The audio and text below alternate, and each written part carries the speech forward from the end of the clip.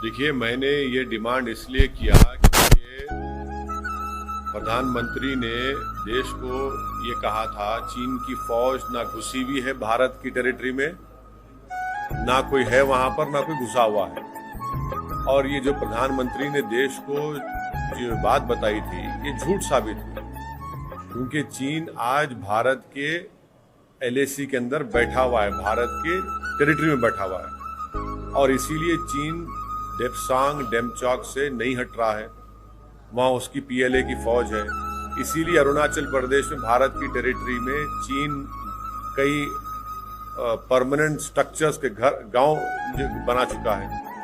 तीसरा, अमेरिका खुद कह रहा है, उनकी रिपोर्ट है कि चीन यहाँ पर ऐसा कर रहा है। तो हमारा बोलना ये है कि क्योंकि मोदी सरकार इस पर कुछ नहीं बोल रही है और ये इनकी डेलिबरेट खामोशी है, जिसको अंग्रेजी और डिनायल है, तो हम ये इस बात का डिमांड करते हैं कि अब जब लोकसभा का विंटर सेशन होगा, इसमें एक पूरी डिबेट होनी चाहिए। चीन की फौज जो भारत की टेरिटरी में बैठी हुई है, और दूसरी बात यह है कि ऑल पार्टी डेलीगेशन को सरकार उन मुकामात पर लेकर जाए जहां पर चीन की फौज बैठी हुई है। हाँ, हम जाने तैयार है, मैं तो जाने तैयार हूं, लेके जाइए, हम देखना चाह रहे हैं, ताकि हम अपनी सॉवरेनिटी को उसका वहां पे उसको बरकरार रख सके। और तीसरी बात यह, अगर सरकार पार्लियामेंट लोकसभा में उस डिबेट के लिए अगर ये कहती है कि नहीं, ये नेशनल सिक्योरिटी का मसला है, डिबेट नहीं हो सकती है, तो लोकसभा के रूल 248 के तहत एक सीक्रेट सिटिंग हो सकती है, जिसको कोई मीडिया के लोग नहीं रहेंगे, कोई नहीं रहेंगे, आप वो डिबेट करवाइए। और चौथी बात यह है कि 2014 से पहले श्री नरेंद्र मोदी, जो उस वक्त गुजरात के मुख्यमंत्री थे, वो कहते थे कि देश का मसला बॉर्डर पर नहीं है, देश का मसला दिल्ली में है। बॉर्डर का मसला, फौज का मसला, वो कहते थे कि दिल्ली में है। अब वही मसला दिल्ली में है, तो नरेंद्र मोदी बहैसियत वजीर आजम, बहैसियत प्रधानमंत्री बिल्कुल खामोश बैठे हैं, कभी चीन का नाम लेते भी नहीं है, ना ये कहते हैं देश को कि क्या चीन हमारी सरजमीन में बैठा है या नहीं बैठा है। तो इसीलिए ये हमने डिमांड किया। पर सर, आप क्यों चाहते हैं कि ऑल पार्टी डेलीगेशन, जबकि आप ये भी कह रहे हैं कि जो मोदी सरकार है वो वहाँ पे कहीं कुछ बात नहीं कर रही है, तो आप चाहते हैं? नहीं, हम इसलिए बोलना चाह रहे हैं कि देश को मालूम हो सके। जब कश्मीर में ये सरकार एक ऑल पार्टी डेलीगेशन लेकर गई थी, जब लेट अरुण जेटली भी उस डेलीगेशन के हिस्सा थे, राजनाथ सिंह साहब होम मिनिस्टर लेकर गए, तो यहाँ पर भी लेके जाइए ना, हमको छुपाना क्या है आपको? हम तो अपनी सॉवरेनिटी को असर्ट करेंगे एज एन ऑल पार्टी जाकर वहां पर चीन को एक जवाब देंगे कि हमारा इलाका हम देखना चाह रहे हैं, छुपाने की क्या जरूरत है? और ये भी प्रधानमंत्री और बीजेपी चीन के मसले में इतने खामोश क्यों?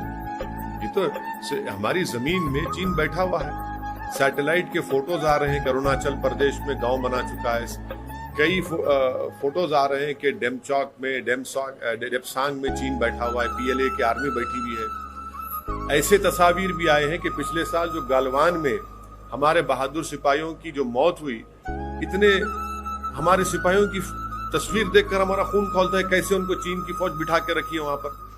तो इसीलिए हम कह रहे हैं कि ये सरकार को इस पर बोलना चाहिए, और आने वाले पार्लियामेंट के सेशन में इस पर एक पूरी डिबेट होनी चाहिए। अगर सरकार ये जस्टिफाई करे कि डिबेट नहीं हो सकता, हम सिर्फ दो बड़ी पार्टियों को बुलाकर उनसे बात कर लेंगे, नहीं हो सकेगा। जितना उन दो पार्टियों को इस मसले पर हक है, उतना हमारा भी हक है। आप डिबेट कराइए रूल 248 के तहत।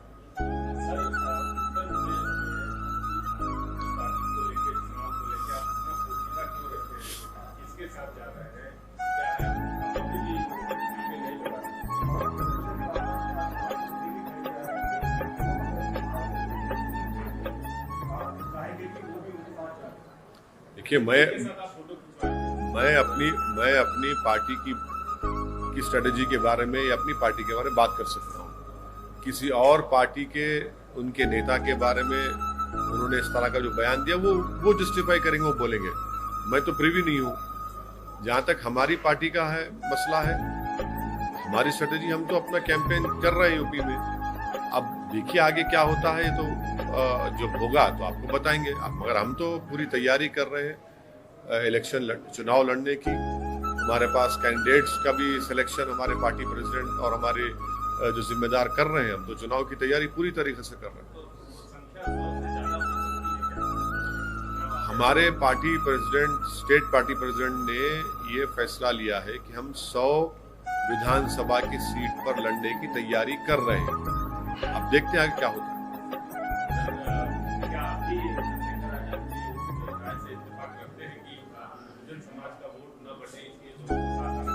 देखिए, वो काबिल आदमी है, वो अपनी बात खुद कर सकते हैं, उनको मेरी जरूरत नहीं है। नहीं, मुझे सुनिए, वो काबिल है, वो अपनी पार्टी के बारे में वो खुद बोल सकते हैं, उनसे सवाल कर लीजिए आप। नहीं, देखिए, मैं ये बिल्कुल ठीक नहीं है कि कोई अगर अपनी पार्टी की पॉलिसी के बारे में बोल रहा है, मैं कैसा उस पर तबसरा करूंगा।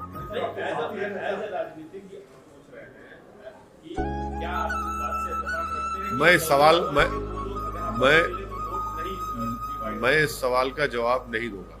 ये उनका पार्टी का ओपिनियन है, वो खुद काबिल है, अपनी पार्टी के बारे में बोल सकते हैं।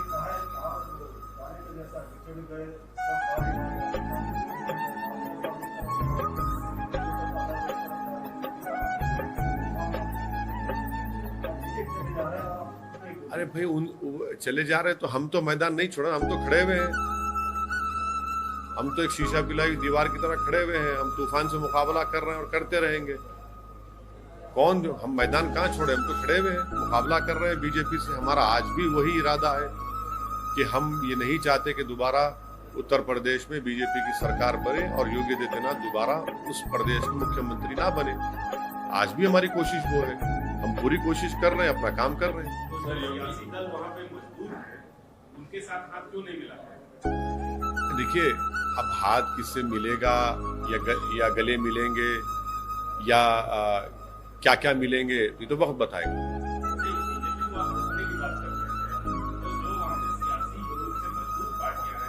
हम तो आप नहीं, आप हमको मजबूत क्यों नहीं समझ रहे हैं?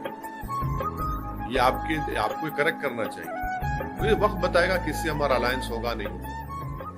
सर, योगी जी तेलंगाना में ये है कि मुजफ्फरनगर का दंगा या तेलंगाना का पलायन ये हमारे लिए पॉलिटिकल इश्यू नहीं बल्कि देश की आन बान शान का मुद्दा रहा है। और उन्होंने ये भी कहा है कि मोदी जी ने धर्मचक्र के घुमा दिया, जो पहले मंदिर जाने में कतराते थे वो आज बड़ा तिलक लगाकर घूम रहे हैं। वैसे यही सबसे बड़े हिंदू है, यही एकता की ताकत है। देखिए, देश, सबसे पहली बात तो यह है कि मुख्यमंत्री योगी आदित्यनाथ जो उन्होंने शपथ ली है कॉन्स्टिट्यूशन पर, संविधान पर, वो हम उनको ये कहता है कि आप सबसे बड़े इंडियन बनेंगे। आप इंडियन बनेंगे सबसे पहले। आप एक स्ट्रांग इंडिया क्रिएट करेंगे, आप एक स्ट्रांग यूपी क्रिएट करेंगे। तो ये शपथ में कोई मजहब की बात नहीं है, ना संविधान ये कहता है कि ये देश ये मजहब के मानने वालों का और इनका नहीं है। तो ये पहले इनकी गलती है, इनकी गलती यही है। दूसरी गलती है कि आपने कहा कि मुजफ्फरनगर, क्या कहा, देश के लिए मुजफ्फरनगर का दंगा, देश की आन बान शान, हाँ, मुजफ्फरनगर का दंगा देश के लिए आन बान शान, ये मुख्यमंत्री कहते हैं। बड़ी ही अफसोस की बात है कि भारत के विभाजन के बाद अगर 50,000 लोग अपने घर से बेघर हुए तो मुजफ्फरनगर कांड के बाद हुए, और ये मुख्यमंत्री उसको आन बान शान से जोड़ता है। इसमें कई लोगों का मर्डर हुआ, कई हजारों की तादाद में लोगों के घर जल गए, खेतें जल गई। इनको इंसाफ की बात नहीं कर रहे हैं, वो दंगे को आन बान शान से जोड़ रहे हैं।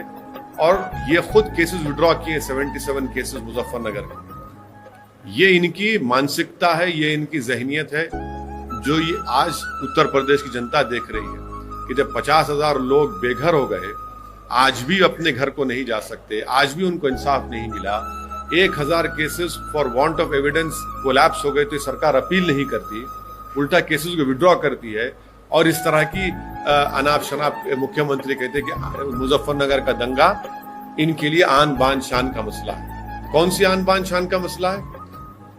इस पे तो अफसोस करना चाहिए, इस पे तो ये बोलना चाहिए कि दोबारा मुजफ्फरनगर में जो जिन लोगों ने वो कांड किया उन सब पे हम सजा दिलाएंगे उनको। आप वो नहीं कर रहे। सर तेलंगाना की बात करते हैं,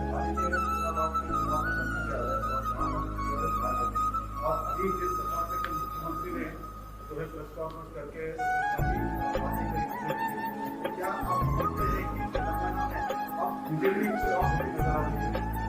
नहीं, मैं देखिए एक बाई इलेक्शन वहां पर इटाला राजेंद्र जीते हैं, इसको आप ज्यादा इतना बड़ा स्ट्रांग स्टेटमेंट मत दीजिए, कुछ नहीं होगा इंशाल्लाह ताला। जीते हैं जरूर, जनता ने उनको वोट दिया है और रिजल्ट आया है, इटाला राजेंद्र की कामयाबी हुई है, मगर इसको आप लोग बहुत जल्दी एक्साइटेड हो आते हैं। हाँ, ऐसा सुनिए,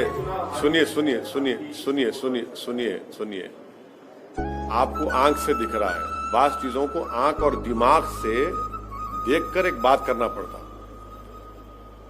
तो वो तो आपको आंख से दिख रहा है। हमको जो दिमाग हमारा कह रहा है, आंख हमारी कह रही है, थोड़ा बहुत हमको जो तजुर्बा कह रहा है, यही बीजेपी नागार्जुना सागर के बाई इलेक्शन में जमानत जब्त होगी उनकी।